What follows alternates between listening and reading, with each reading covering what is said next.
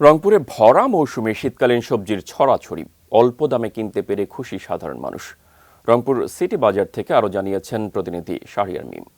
শুক্রবার ছুটির দিন আমরা বাজারে এসে দেখতে পাচ্ছি যে এখানে বিপুল পরিমাণে শীতকালীন শাকসবজি কিন্তু বাজারে উঠেছে এবং সেই সাথে আমরা এটাও দেখতে পেয়েছি যে মাছ মাংসের বাজারেও কিন্তু সেখানে কিন্তু অনেক আসলে শীতকালীন যে মাছগুলো আমরা দেখতে পাচ্ছি সেই মাছগুলোও কিন্তু উঠেছে এবং মাংসের বাজারও আমরা ভিড় লক্ষ্য করছি। এবং আপনাদেরকে জানিয়ে রাখি যে এই যে ছুটির দিনে আমরা এই রংপুর যে সিটি বাজার এলাকায় সেখানে এসে আমরা দেখতে পাচ্ছি যে এই শিলালু 30 টাকা কেজি দরে বিক্রি হচ্ছে এবং ডায়মন্ড আলু 15 টাকা কেজি দরে বিক্রি হচ্ছে।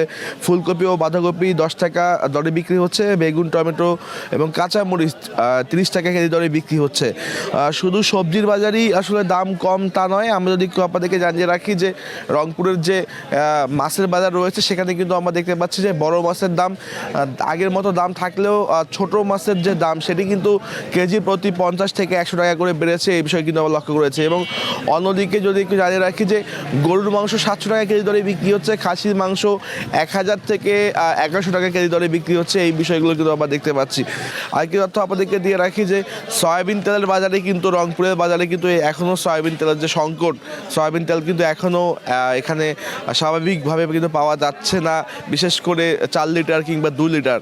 তো সব কিছু মিলে রংপুর সিটি বাজার থেকে এই ছিল আমার কাছে সর্বশেষ বাজারের খবর।